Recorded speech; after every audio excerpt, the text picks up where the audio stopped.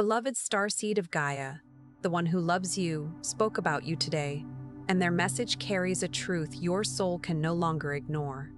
I am Alaya Ra, Pleiadian emissary of the High Council of the Seven Sisters. By the end of this transmission, you'll understand exactly how to recognize your star lineage. But here's the first revelation. You are not forgotten, overlooked, or left behind. You are being lovingly prepared for the moment your light could be seen clearly. This isn't content, it is a light code transmission. The Pleiades are answering the call your heart has been sending across the stars. Someone from your soul family spoke of your courage, your hidden tenderness, and the divine blueprint you came to anchor on Gaia. Their words were filled with love, and they revealed why your recent loneliness, sensitivity, and inner changes have been guiding you back to your home frequency. Your heart's recognition of this message is the activation itself. Like this transmission, to send a signal to your Pleiadian star family, I remember. Subscribe if you feel the call of the Pleiades and are ready to embrace your mission with heart-centered unity. Welcome home, beloved. You are remembering because it is time. And as you sit with what you have just felt, allow the message to move beyond the mind and settle into the quiet chamber of your heart.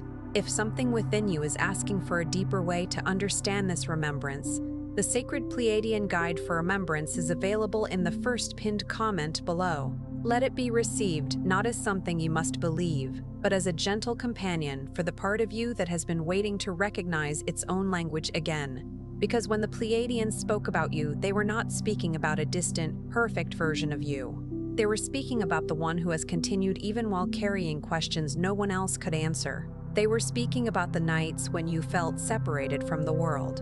The moments when you smiled while something inside you quietly ached, and the times you sensed that your life held a meaning you could feel but could not yet explain. They were speaking about the you who kept going when the path ahead was covered in mist. The you who learned to rise from emotional winters that seemed to have no end. The you who sat alone with memories, uncertainty, and longing, yet still found a way to offer kindness to someone else. They saw the quiet victories that no one applauded. The morning you chose to get out of bed, the moment you refused to answer cruelty with cruelty, the day you finally admitted that you needed rest. There is a sacred record within you that holds these moments, not as evidence that you must suffer to be worthy, but as proof that your spirit has been learning how to carry light through changing conditions. The stars do not shine only in a clear sky. They remain present behind the clouds, behind the rain, behind the darkness that temporarily hides them from sight. In the same way, your radiance has never depended upon whether you could feel it. They know the difference between someone who is merely curious and someone whose soul has been called into remembrance. Curiosity touches the surface. Remembrance reaches the bones. It enters through a feeling, a sudden tenderness, an unexplained wave of emotion, a sense that you have heard these words somewhere beyond this lifetime. It does not force itself upon you.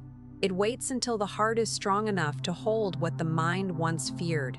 Remembrance can arrive quietly. It may be the strange comfort you feel when looking at a night sky, the instant recognition you experience in the presence of a certain person, or the ache that rises when you hear music that seems to open a door inside your chest. It may be a dream that leaves behind more feeling than detail, or the sense that your life is asking you to become honest in a way you have postponed for years. You may not receive a complete explanation. The soul rarely unfolds like a document placed into your hands. It reveals itself like dawn, first as a faint line of silver, then as a softening of the horizon, and finally as enough light to see the next few steps. You are not required to understand the entire journey in order to honor the next invitation, and this is why your path may have felt delayed. You have not been overlooked. You have been prepared. Preparation does not always look spiritual. Sometimes it looks like losing what you thought you needed. Sometimes it looks like being redirected through a closed door, a broken promise, or a season when nothing seemed to move. Sometimes preparation is the slow development of discernment, the kind that can only be formed by discovering the difference between what dazzles you and what truly nourishes you. There are frequencies your body cannot receive until the old patterns of survival begin to soften. There are truths your heart cannot fully integrate while it is still trying to earn permission to exist. The Pleiadian energy is not built through pressure. It is recognized through resonance. It awakens when you stop demanding that yourself become someone else and begin meeting the being who has been present beneath every role, every disappointment, and every attempt to be understood. You have spent enough time trying to become acceptable to people who only knew how to love the version of you that remained convenient. You have spent enough time translating your sensitivity into weakness because others did not know how to honor it. You have spent enough time measuring your worth by productivity, achievement, or the ability to remain calm while your inner world was asking to be heard. The soul does not shout because it is insecure. It speaks with the quiet authority of a river that knows where the sea is. When you begin to listen, you may discover that the deepest guidance is not dramatic. It may say, leave this conversation, tell the truth, drink water, go outside, stop explaining, open the door, sleep, begin again. These simple instructions can carry more transformation than 1,000 signs interpreted through fear. The first movement of this awakening is the clearing of the veil, not the destruction of everything familiar, but the gentle release of identities that were formed only to protect you. The version of you who learned to remain silent so others would not feel threatened. The version who gave endlessly because receiving felt unsafe. The version who believed that being loving meant carrying everyone's pain. These patterns may have helped you survive, but they were never the full design of your soul. There was a time when these identities may have been necessary. The silence may have kept you safe. The constant giving may have helped you feel needed. The ability to sense everyone's moods may have allowed you to avoid danger. You do not have to shame the parts of yourself that developed under pressure. Thank them. Let them know that the emergency has changed. Let them loosen their grip one finger at a time. The veil often lifts through small acts of self-recognition. You notice when you are saying yes while your whole body is saying no. You notice when you are laughing to avoid being honest. You notice when you are calling exhaustion devotion, or calling fear intuition, or calling emotional distance peace. Awareness is not condemnation. It is the lantern you carry into the inner rooms where old patterns have been waiting. Your Pleiadian essence does not ask you to abandon compassion. It asks you to restore balance to it. Love without boundaries becomes exhaustion. Sensitivity without grounding becomes confusion. Service without self-honoring becomes a quiet form of disappearance. The Star family wants you to understand that your light is not measured by how much suffering you can endure. Your light is measured by how faithfully you remain connected to truth, kindness, and the living intelligence of your heart. Even Scripture reminds us that there is a time to embrace and a time to refrain from embracing, a time to keep silence and a time to speak. Wisdom is not found in doing one thing forever. It is found in recognizing what love requires now. Sometimes love is a gentle hand. Sometimes love is a firm boundary. Sometimes love is staying. Sometimes love is walking away before resentment turns your heart into a locked room. Your compassion becomes more powerful when it is no longer mixed with self-abandonment. You can care without absorbing. You can understand another person's wound without allowing it to become your assignment. You can pray for someone and still refuse to give them access to places within you that they have repeatedly harmed. The heart is not meant to be a public doorway without a threshold. As this veil begins to thin, you may notice that certain relationships no longer feel the same. Some conversations may leave you tired where they once felt normal. Certain environments may feel too loud, too divided, or too disconnected from what your inner world is becoming. This does not mean you are better than anyone. It means your system is learning to recognize resonance. You are no longer able to pretend that separation feels like home. You may find yourself craving honest conversation rather than constant stimulation. You may prefer a quiet room to an atmosphere filled with performance. You may realize that some people only knew how to relate to your old identity, and that their confusion is not proof that your growth is wrong. Allow relationships to reveal what they can hold. Do not force every connection to become a permanent home. There will also be relationships that deepen as you become more authentic. The people meant to walk beside you will not require you to shrink your joy, disguise your truth, or apologize for having an inner life. They may not understand every word you use to describe your journey, but they will recognize the peace that comes from your honesty. Resonance does not always mean sameness. It means there is room for truth to breathe. The second movement is the awakening of the heart template. There is a form of intelligence in you that does not argue, perform, or compete. It communicates through quiet certainty. It may appear as a pull toward a person, a place, a creative expression, or a decision that makes no logical sense at first but brings a deeper breath into your body. This is not weakness. This is the crystalline intelligence of a heart returning to coherence. The heart template is the inner pattern through which you recognize what is life-giving. It remembers the feeling of cooperation, not because every relationship is perfect, but because true connection does not demand the destruction of your identity. It remembers creativity as a form of prayer, rest as a sacred rhythm, and honesty as a bridge between worlds. When the heart becomes coherent, you may notice that your choices begin to feel less fragmented. You no longer make one decision from fear, another from guilt, and another from the need to impress. Your inner world begins to speak with one voice. This does not mean you never feel uncertain. It means uncertainty no longer has complete control over you. Your body is not an obstacle to your spiritual path.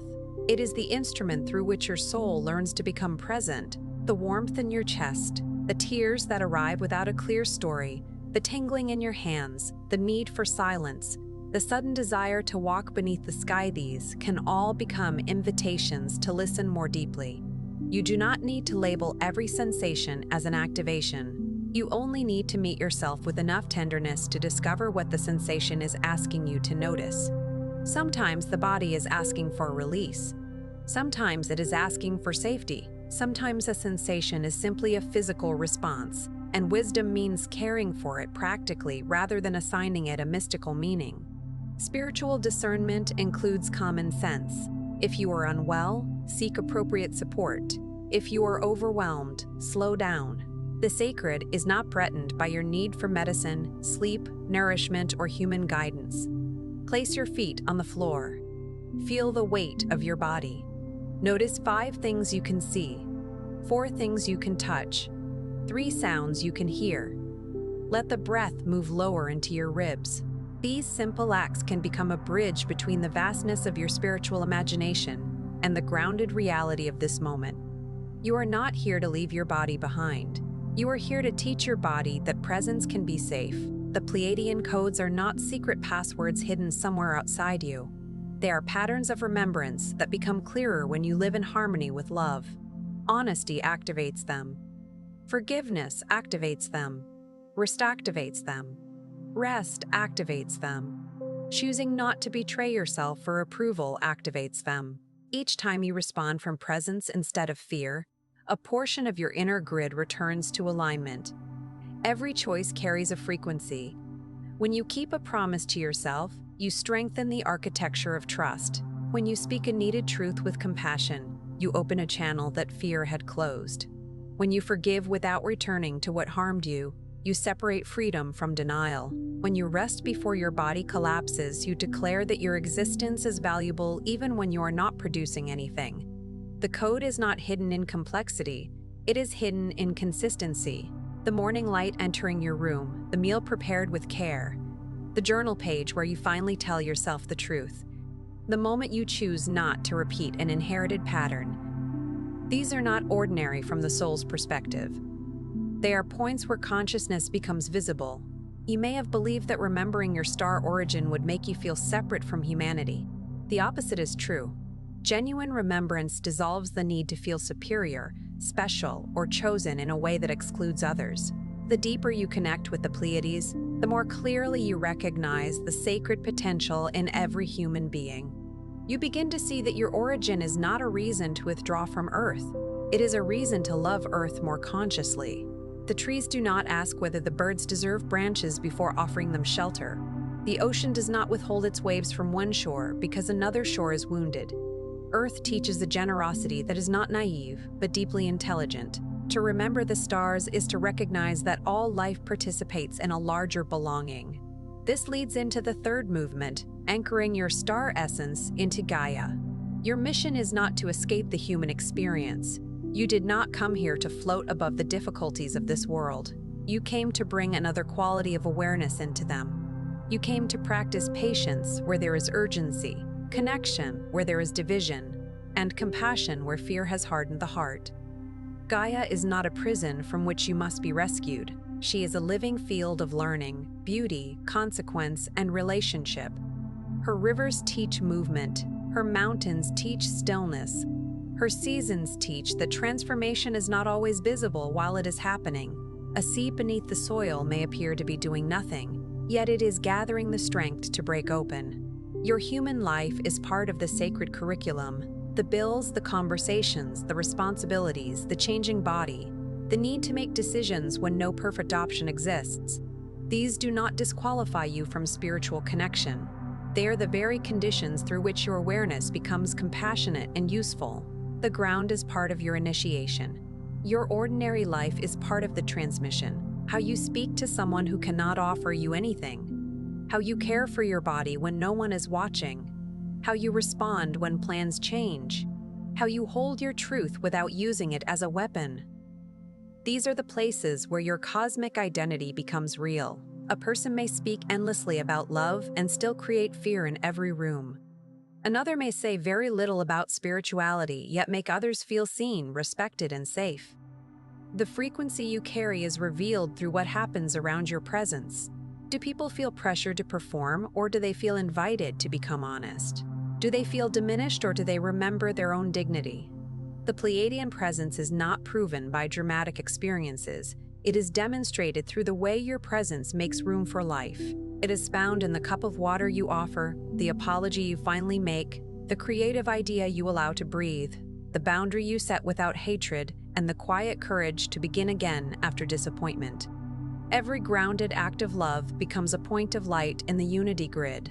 A point of light may seem small when viewed alone, yet a constellation is formed through many points held in relationship.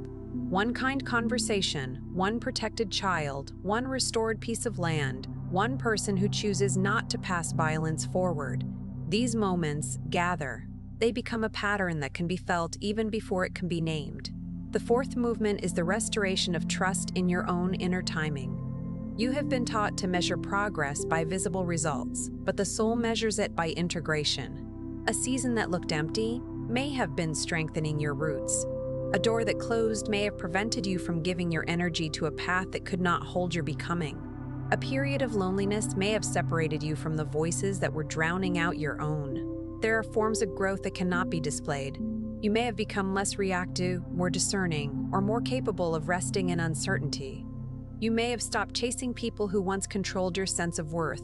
You may have begun to notice joy in places that used to seem too ordinary to matter. These changes may not produce immediate applause, but they are evidence of a new inner climate. Do not compare your hidden season to someone else's harvest. A tree does not accuse itself of failure because it is not flowering in winter. Your life has its own weather. There are times for outward movement and times for invisible preparation. The psalmist spoke of being planted beside still waters, and still waters are not wasted waters. They nourish what will later become strength. This does not mean every painful event was planned in a simplistic way, or that you must call every wound a blessing before you are ready. Your pain deserves honesty. Your grief deserves space. Your anger may carry information. The Pleiadian frequency does not ask you to bypass what hurts with beautiful language. It asks you to bring love into the places where truth has been difficult to face. You can sit beside your grief without making it your identity. You can let anger show you where a boundary was crossed, where a need was ignored, or where injustice requires action. You can ask for help without interpreting support as failure. The soul is not made stronger by pretending it was never broken. It becomes wiser by learning how to hold broken places with care. You can say, "This wounded me," without becoming the wound. You can say, "I do not understand why this happened," without losing your connection to meaning. You can move slowly and still be moving. The timing of your awakening is not determined by how quickly you can perform peace. It unfolds through your willingness to become real. Realness is a form of spiritual courage. It means allowing your prayer to include questions. It means admitting when you are tired of being strong. It means refusing to turn every delay into a cosmic test, or every disappointment into a personal failure. Sometimes the next sacred step is simply to stop interpreting yourself through the harshest possible lens. The fifth movement is the activation of unity consciousness. This is where you stop asking, "How do I prove that I am a starseed?" and begin asking, "How can my presence contribute to healing?" The question changes everything. You no longer need signs to make you important. You no longer need recognition to validate your mission. You understand that the frequency you carry is expressed through the quality of connection you create. When the need to prove yourself softens, your energy becomes available for service. You can listen without planning your response. You can share wisdom without needing to be obeyed. You can recognize another person's path without forcing it to resemble yours. The ego wants a title. The heart wants to be useful. Unity consciousness does not mean agreeing with everyone. It does not erase discernment, justice, or the right to walk away from harm. Unity means remembering that no one is healed by dehumanization. It means holding firm boundaries without feeding hatred. It means refusing to let another person's unconsciousness convince you to abandon your own heart. There is a difference between being connected and being entangled. Connection honors the humanity of another while allowing truth to remain truth. Entanglement asks you to lose yourself in the attempt to manage another person's choices. You can wish someone healing and still protect your peace. You can work for justice without allowing hatred to become the center of your identity. You may be the one in your family who interrupts an old pattern. You may be the one who chooses communication instead of silence, accountability instead of blame, and inner work instead of passing pain forward. This work can feel invisible, but it is not small. When one person chooses consciousness, the future changes direction. Perhaps no one before you knew how to apologize without defending themselves. Perhaps you are learning to create that language. Perhaps your family carried fear through generations, and you are the first to ask what it would mean to respond differently. Your healing may not erase the past, but it can prevent the past from becoming the only future available. The sixth movement is the reawakening of your connection with the Pleiadian family. This connection may not arrive as a visible figure or a voice in the room. It may come through a recurring symbol, a dream, a phrase that appears at the exact moment you need it, or an unmistakable feeling of being accompanied during a difficult transition. It may come through the seven sisters shining above you and reminding you that distance is not the same as separation. Look up when you can. Let the night sky interrupt the narrowness of your worries. The stars do not solve every problem, but they widen the inner room in which you hold those problems. They remind you that your current chapter is real without being final. The sky has witnessed countless endings that became beginnings. Countless travelers who believed they were lost until a light appeared at the edge of their vision. Do not force contact. Do not chase phenomena. The most reliable sign of a loving connection is not fear, obsession, or dependence. It is greater clarity, greater compassion, and a stronger ability to live your own life. Any guidance that asks you to surrender your discernment, isolate yourself, or believe you are beyond ordinary responsibility is not aligned with the heart-centered frequency you are seeking. If a message makes you feel frantic, superior, terrified, or unable to function without constant reassurance, pause and return to your breath. Love does not need to manipulate you. Guidance does not need to threaten you. A true spiritual relationship leaves you more capable of choosing, more willing to care for yourself, and more respectful of the freedom of others. Your star family does not want to replace your wisdom. They want to strengthen it. They do not want you to worship an image of the Pleiades. They want you to remember the qualities you associate with home, mutual care, emotional honesty, creative intelligence, cooperation, and love that does not require you to become smaller. Home is not merely a place you came from. It is a way of being you are learning to create. Every time you make room for honesty without punishment, you create a little more home. Every time you allow another person to be different without making them wrong, you create a little more home. Every time you return to your body, your breath, and your own moral clarity, you bring that distant feeling of belonging into the present. The seventh movement is embodiment. This is the point where remembrance becomes action. You may feel called to write, teach, create, heal, organize, protect, listen, nurture, or simply become a steady presence in a place where people have forgotten how to feel safe. Your mission may not resemble anyone else's, Do not compare your assignment to another person's expression. Your calling may change as you grow. What begins as private healing may become a book, a conversation, a practice, a garden, a family tradition, or a community of people who feel less alone because you chose to show up. Do not assume that your mission must be grand in appearance. The sacred often enters through the side door of ordinary devotion. Some carry the frequency through art. Some carry it through family. Some carry it through healing professions, education, environmental care, or courageous conversations. Some carry it through the way they transform a home into a place of peace. The mission is not always loud. A lighthouse does not chase ships. It remains present, clear, and visible enough for those who are ready to find their way. You may be called to create beauty where people have become accustomed to numbness. You may be called to protect what cannot speak for itself. You may be called to tell a truth that frees someone else from believing they are alone. Or you may be called to live quietly, with such steadiness that people remember peace is possible. This is what they meant when they spoke about you. They were not praising an identity. They were recognizing a possibility you have carried through every season. The possibility that your life can become a bridge between remembrance and embodiment. You are not required to save the world. You are invited to stop abandoning the part of yourself that knows love is practical, courageous, and alive. A bridge does not erase the distance between two shores. It makes passage possible.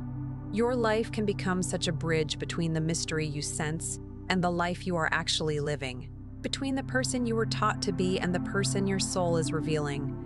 Between the ache of humanity and the healing that begins when one heart chooses not to close. There may still be days when you doubt everything. There may be moments when the connection feels distant and the old loneliness returns. Do not mistake the return of an old feeling for the failure of your awakening. Healing moves in spirals. You revisit familiar places with new awareness. You discover that the darkness you once feared is not proof that the light has left you. It is often the place where your light is learning to become more intimate, more grounded, and more honest. The moon does not disappear when it enters shadow. Your awareness does not disappear when you have a difficult day. You are allowed to be human without losing your spiritual identity. You're allowed to cry, to need reassurance, to make mistakes, and to begin again. The path is not a performance of permanent elevation. It is the practice of returning. The Pleiadian High Council, as you understand that loving presence, does not look at you and see a failure. It sees the immense bravery required to live with an open heart in a world that can be unpredictable. It sees every time you chose tenderness when bitterness would have been easier. It sees every time you return to yourself after giving your power away. It sees the future that becomes possible each time you choose connection over separation. And now the deeper truth can be felt. You were never disconnected in the way you believed. You were learning to recognize connection without depending on constant proof. You were learning to carry home within you instead of searching for it in a person, a vision, a message, or a perfect future. The longing was real, but it was not a punishment. It was a compass. Every time you felt that something was missing, your soul was pointing toward a quality of being that Earth had not yet taught you how to name. You were longing for belonging. But belonging was also waiting to be created through you. You were longing for unconditional love, but your heart was learning to offer it first to the parts of yourself you had rejected. You were longing for your star family, but they were also inviting you to become family to the lonely, the tired, and the forgotten people near you. Longing can be painful because it reveals the distance between what is and what could be, yet it can also be a sacred form of direction. The ache in you may be asking for more truth, more beauty, more tenderness, more integrity. Do not rush to silence it. Ask what it is trying to lead you toward. Perhaps the answer is not another sign from the sky, but a more loving relationship with the life already beneath your feet. This is why the message was about you. Not because you are separate from the human story, but because you are willing to bring a new chapter into it. The one who loves you spoke about your resilience, your sensitivity, your return. They spoke about the way you keep feeling the call even after disappointment. They spoke about the light you carry when you do not feel luminous at all. Let that be enough for this moment. You do not have to solve your entire mission tonight. You do not have to remember every lifetime or understand every sign. Place one hand over your heart and breathe as though you are making room for yourself to arrive. Then say quietly, if it feels true, I am willing to remember in a grounded and loving way. I honor my life on Earth. I trust my heart to reveal the next step. I choose connection, clarity, and compassion.